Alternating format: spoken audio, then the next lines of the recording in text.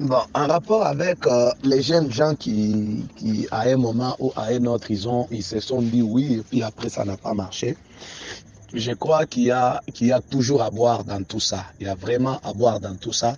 Parce que vous savez, lorsqu'il faut s'en tenir à la règle des choses, il y a beaucoup de divorcés. Hein, parce qu'en fait, le principe, c'est que lorsqu'on s'est dit oui, je vais te marier, la jeune fille a dit oui. Littéralement, dans le principe, ces gens-là, ils sont mariés. On pose une question à Frère Branham. Est-ce qu'une rupture équivaut à une même chose qu'un divorce? Frère Branham dit oui, une rupture équivaut à une chose qui est divorce. Bon, c'est un élément vrai. C'est un élément qui doit certainement signifier que lorsque nous prenons des décisions pour le mariage, nous devrions le prendre avec beaucoup de sérieux, sachant que Dieu prend ces choses avec sérieux. Même dans le livre de Proverbes, il est écrit, ne dis pas, prends garde quand tu prends des décisions et des vœux, ne dis pas en présence de l'envoyé que c'était par inadvertance. Donc tu as fait un vœu, tu te rétractes. Donc, et puis il y a cette vérité-là qui est complètement vraie. Mais l'élément que je veux souligner est que lorsque la chose est prise juste à la lettre comme ça, littéralement, il y a beaucoup de divorcés. Littéralement, il n'y a personne qui pourra ne pas se dire à un moment ou à un autre, il n'a pas dit un oui, un je t'aime quelque part, et puis ça n'a pas marché. En grandissant en tant que de jeunes gens, il y a la période que les jeunes gens arrivent, qui est la période de l'adolescence, la période où les jeunes hommes découvrent les jeunes filles découvrent les jeunes hommes. Il y a toujours ces petits amours qui commencent à un certain moment. Parfois, on n'est même pas prêt, on n'est même pas suffisamment préparé pour la vie. Parfois, on se dit des choses comme ça. Et puis, mais on n'est pas trop sûr. Je lisais un truc, les gens commentaient sur Facebook, où une jeune fille venait d'entrer à l'université, il venait de croiser son premier petit ami en G1, et puis elle est rentrée, c'était une jeune fille, elle est rentrée pour dire à ses grandes sœurs, ah, je me suis trouvé un petit ami, c'est avec lui, on doit se marier. Puis sa petite sœur a écrit ça sur Facebook pour dire qu'est-ce que vous conseillez pour ma petite sœur. Et puis tout le monde riait, disait ah, il faut oublier des trucs comme ça. Voyez, les jeunes âges, c'est comme ça. Parfois, on se lance. Les plus malheureux perdent même leur personnalité lorsqu'ils sont en contact avec des gens qui n'ont pas le sens. Donc, il y a aussi cette dimension-là, la turbulence de la jeunesse, on n'est pas préparé. Alors, lorsque le principe est complètement et à la lettre appliqué sur les gens, on peut en condamner beaucoup. Parce qu'il y a aussi la dimension des connaissances. La Bible dit dans les livres de date que Dieu passe par-dessus les temps d'ignorance. Ça veut dire, parfois, le temps que la jeune personne a commencé par dire oui, est-ce qu'il, déjà, il était conscient de la responsabilité qu'impliquait son oui? Est-ce qu'il était enseigné? Parce que, en rapport avec les questions de mariage et divorce, lorsque le prophète a reçu la révélation, Dieu lui a dit, les gens ont commis des erreurs à cause de la théologie mal enseignée.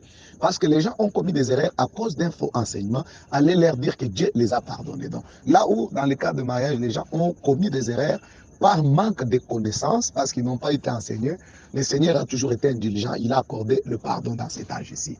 Donc, alors, l'autre dimension que je vais développer par rapport à ça, parce que le contexte biblique du mariage, c'est un peu le contexte culturel du mariage en Orient.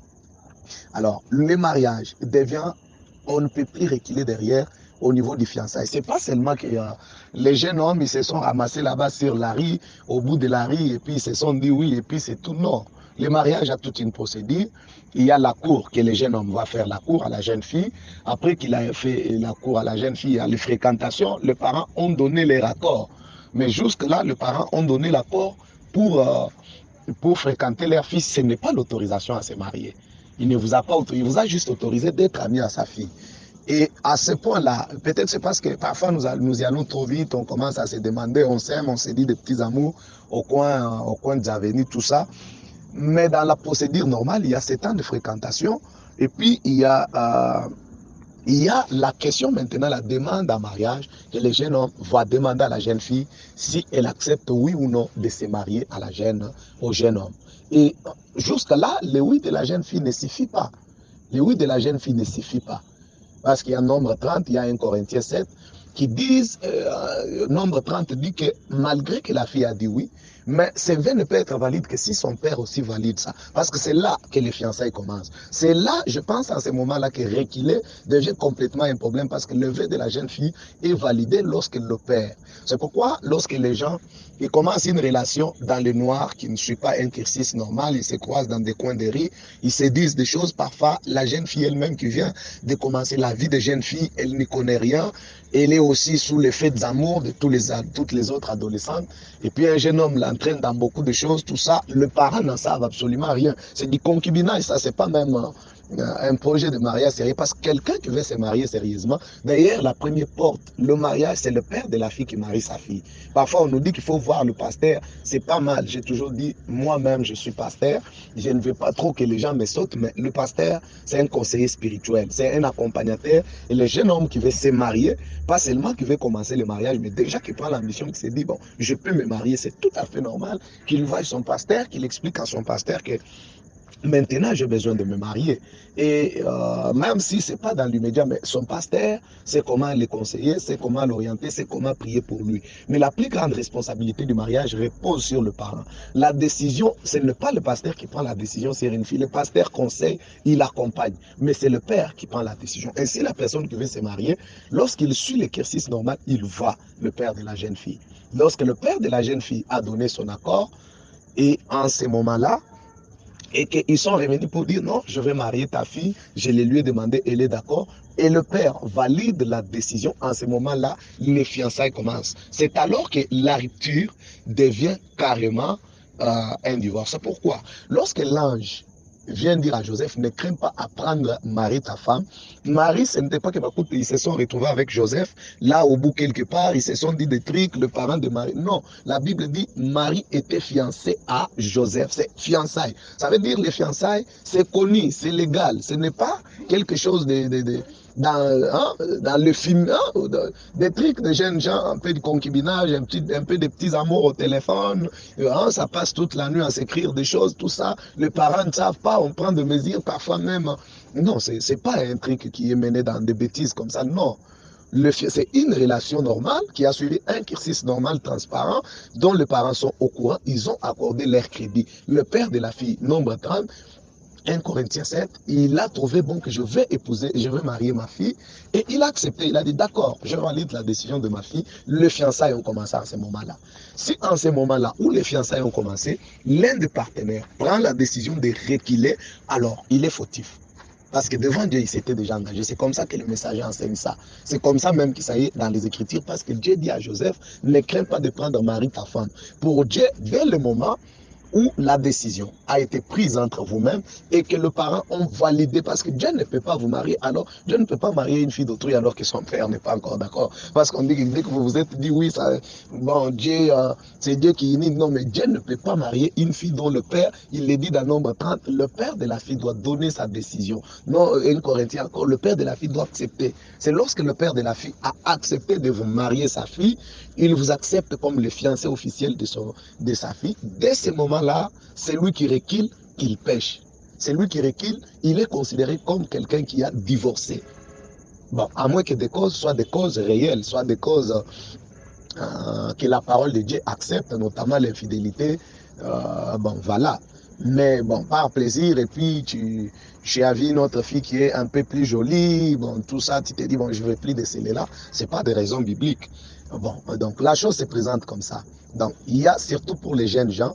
Aujourd'hui, nous condamnons parfois les églises pentecôtistes, ils ont des réunions de jeunes, ils ont des groupes de jeunes, mais je dirais que parfois, ils encadrent mieux les jeunes que nous. Nous, on a cette faiblesse-là. Même parfois nos prédications, c'est que bon, tu vois, la prédication, je vis des gens un peu trop sévères. La prédication, c'est, il faut prendre la Bible, lire. Donc, parfois, les gens ont des problèmes pratiques de la vie et l'Église ne peut pas seulement servir à réciter aux gens de versets. Prenons aujourd'hui tous ces jeunes gens qui vivent dans la masturbation et toute cette masturbation qui leur crée de sérieux problèmes de santé. Mais ils ont qui pour leur en parler? Parfois, le prédicateur lui-même, il est dans les livres sacrés, mais il oublie qu'en dehors des livres sacrés, demain, vous allez gérer des problèmes de jeunes filles qui ont des myomes, des jeunes gens qui ont perdu leur virilité. Vous allez gérer tous ces problèmes. En tant que dirigeant, vous devez, en dehors des aspects spirituels des choses, vous devez, c'est même la partie du ministère qui s'appelle la pastorale, c'est ça la pastorale, c'est voir quels sont les problèmes courants de la vie auxquels les gens peuvent faire face, comment il faut les aider, même dans les couples, tout n'est pas spirituel, il y a des problèmes qui peuvent être gérés du point de vue sociétal. Non. Parfois, ça demande même à l'homme qui est pasteur, en dehors de sa formation biblique, ça peut lui demander de faire certaines formations au-delà de ça, il doit comprendre la jeunesse, il doit les accompagner. Bon, mais parfois, on n'accompagne pas suffisamment la jeunesse et parfois, ils se retrouvent dans certaines choses ou certaines autres. Et, des fois, nous disons que c'est de leur faute et ils commettent certaines erreurs. Parfois, ils ne sont pas informés suffisamment.